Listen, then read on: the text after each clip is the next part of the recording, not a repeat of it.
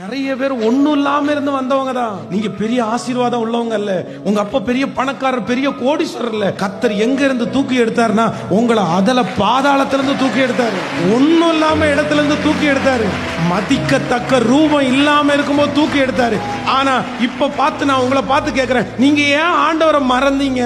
அதான் ஆண்டவர் அடிக்கடி கேட்பாரு, என்னை விட்டு நீ மாயை பின்பற்றி போகிறதுக்கு என்னிடத்துல என்ன அநியாயத்தை நீ கண்டப்பா?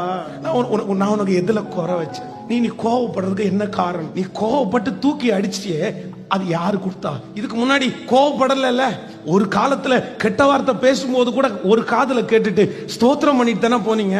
அதை நீங்க பெருசா எடுக்கல. அது உங்களுக்கு பெரிய விஷயமா தெரியல. ஆனா இன்னைக்கு யாராவது ஒருத்தர் ஒரு வார்த்தை பேசினா கூட உங்களால ஏன் தாங்க முடியல?